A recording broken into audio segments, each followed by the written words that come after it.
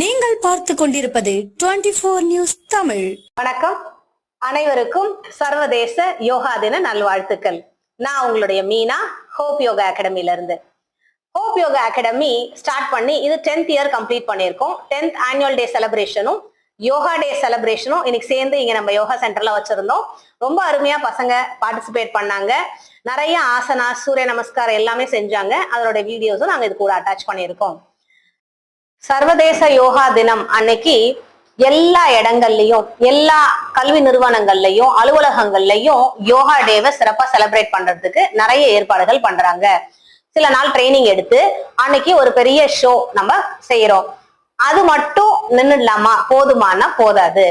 தினமும் நாம பிராக்டிஸ் பண்ணணும். யோகாவுடைய பெனிஃபிட்ஸ் வெறுமே உடலுக்கானது மட்டும் இல்லைங்க. நம்ம உடல்ல நோய் வராம நம்மளை தடுக்கிறதுக்கு யோகா ரொம்ப ரொம்ப சிறந்த ஒரு பயிற்சி, இல்லைன்னு நான் சொல்லல.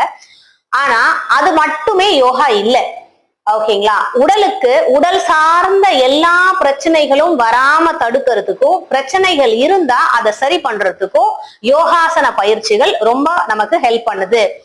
அப்போ ஒவ்வொரு பிரச்சனைகளுக்கு சில விதமான எக்ஸசைசஸ் நம்ம செய்யறோம். அப்போ அந்த எக்ஸசைஸ் பர்டிகுலர் ஆசனாஸோ இல்ல பர்டிகுலர் எக்ஸசைசஸோ பண்ணும் பொழுது அந்த உடல் சார்ந்த பிரச்சனைகள் மட்டும் தீரல, அந்த உடல் சார்ந்த பிரச்சனைகள்னால எழக்கூடிய இந்த மன உளைச்சலும் அமைதியின்மையும் கூட சரியாகுது. இப்போ இந்த உடல் சார்ந்த சில விஷயங்களுக்கு மனம் சார்ந்த சில பிரச்சனைகளும் ரொம்ப காரணமா இருக்கு.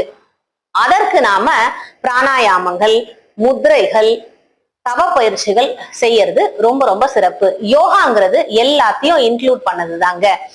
அஷ்டாங்க யோகம் அப்படின்னு சொல்லுவோம். அஷ்ட அங்க யோகம். யோகத்துல 8 பகுதி இருக்கு. அதுல ஒரு பகுதி தான் ஆசனங்கள். முதல்ல யமம், அப்புறம் நியமம், ஆசனம், பிராணாயாமம், பிரத்யாகாரம், தாரணை, தியானம், சமாதி அப்படின்னு வேற வேற நிலைகள்ல நாம யோக பயிற்சிகள் சொல்லி கொடுக்கிறோம். இங்க யோக பயிற்சிகளோட தவ பயிற்சிகளுக்கு ரொம்ப ரொம்ப முக்கியத்துவம் கொடுக்கிறோம். தவ பயிற்சிகள் செய்யறதுனால மனதுக்கு ஒரு பூரண அமைதி நிலை கிடைக்குது. பிளஸ் மனம் சார்ந்த நிறைய பிரச்சனைகள்ங்க. இப்போ இருக்கிற லைஃப் ஸ்டைல்ல ஜனங்களுக்கு ஒரு தூக்கமின்மை ரொம்ப ரொம்ப முக்கியமா இருக்கு. டென்ஷன், டிப்ரெஷன், ஆங்கர் அப்படின்னு சொல்லக்கூடிய நிறைய நெகட்டிவ் எமோஷன்ஸ் நிறைய அதிகமாயிட்டு இருக்கு. இப்போ அதெல்லாம் சரி பண்றதுக்கு இந்த தவ பயிற்சிகளும் பிராணாயாம பயிற்சிகளும் நமக்கு ஹெல்ப் பண்ணுது. இந்த ஒரு நாள்ல எல்லாமே சரியாயிடுமா? இப்ப நான் கை வலியோட ஒருத்தங்க வராங்க, ஒரு 2 நாள் எக்ஸசைஸ் பண்ணா சரியாயிடுமா அப்படின்னு கேட்டா அப்படி இல்லை. அதற்காக நம்ம யோகா செய்யல. யோகாங்கிறது ஒரு வேறு வைத்தியம்னு நம்ம சொல்லுவோம். அதாவது ரூட்ல போய் கிளியர் பண்றோம். நீங்க மற்ற மெடிசன்ஸ்லாம் ஏதாவது எடுத்தீங்கன்னா அதுக்கான சைடு எஃபெக்ட்ஸ் ஏதாவது இருக்கும் பாருங்க. ஆனா நீங்க யோகா பயிற்சிகள் செஞ்சீங்கன்னா அப்படி எந்த சைடு எஃபெக்ட்ஸும் கிடையாது. ஆனா கொஞ்சம் சரியாகிறதுக்கு கொஞ்சம் டைம் எடுக்கலாம். அப்ப நம்ம தொடர்ந்து பயிற்சி செய்யும் பொழுது அது நமக்கு சரியாகிறதுக்கு நிறைய வாய்ப்புகள் இருக்கு. ஒன்ஸ் சரியாயிடுச்சுன்னா அது திரும்ப வராம இருக்கிறதுக்கு நிறைய வாய்ப்புகள் இருக்கு. அதுதானே நமக்கு முக்கியம். பூரணமா குணமடையணும். அந்த பூரண குணத்துக்காக தான் நாம யோக பயிற்சிகளும் தவ பயிற்சிகளும் செய்யறோம். இந்த தவ பயிற்சிகள்ல நிறைய விதமான தவ பயிற்சிகள் இருக்குது. மந்திர ஜபங்கள் இருக்குது, மூச்சு பயிற்சி, மூச்சு தியானமாக இருக்குது, ஆஸ்ட்ரல் டிராவல்னு சொல்லக்கூடிய பிரபஞ்ச தியானங்களும் நிறைய இருக்கு. நிறைய விதமான தியான பயிற்சிகள் செய்யறோம். ஒவ்வொன்றும் ஒவ்வொரு விதமா இருக்கும். ஒவ்வொரு விதங்கள்ல நமக்கு அமைதி கொடுக்கக்கூடிய ஒரு நிலைகள்ல நம்ம பாக்குறோம். இந்த உடல் சார்ந்த விஷயங்களை அப்படி கவனிக்கும் பொழுது ஆசனங்கள் மட்டும் இல்லாம கூட அடிஷ்னலா நம்ம நிறைய பயிற்சிகள் செய்யறோம். மசாஜ் தெரப்பி, அதாவது சில இடங்கள்ல நம்ம அழுத்தம் கொடுத்து ரிலீஃப் பண்றோம் அந்த பெயினையும் அந்த இன்ஃப்ளமேஷனையும். பிளஸ் நம்ம அக்யூப்ரெஷர், வர்மக்கலை, அப்புறம் நமக்கு இன்னும் நிறைய சில சின்ன சின்ன பயிற்சிகள் எல்லாம் இருக்கு. அந்த பயிற்சிகள் எல்லாம் சேர்ந்து நம்ம யோகா பயிற்சியோட சேர்ந்து செய்யும் பொழுது ஈஸியா நம்ம அந்த துன்பங்கள்ல இருந்து நம்ம வெளியில வரலாம். இப்ப தவ பயிற்சிகள் செய்யும் பொழுது தவங்களோட சேர்ந்து நம்ம மந்திர ஜபம் நம்ம ஏன் செய்யறோம் அப்படின்னா, மந்திர ஜபம் செய்யும் போது நம்மளுடைய நிறைய சென்ஸ் ஆர்கன்ஸ் வேலை பார்க்குது.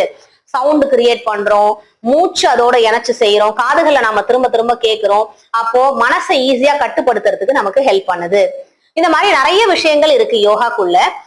எல்லாவற்றையும் கத்துக்கிறதுக்கு எவ்வளவு டைம் எடுக்கும் அப்படின்னு நீங்க கேட்டீங்கன்னா, ஒரே நாள்ல எல்லாத்தையும் கத்துட்டு செஞ்சிட முடியுமான்னா இல்லை. மினிமம் ஒரு 3 மாதங்களாவது தொடர்ந்து நாம பயிற்சி செய்யும் பொழுது நிறைய விஷயங்களை கத்துப்போம். அது இனிஷியல் ஸ்டேஜஸ் லேர்னிங் ப்ராசஸ்க்கான ஒரு டைம். அதுக்கப்புறமா பிராக்டிஸ்க்கான ஒரு டைம்.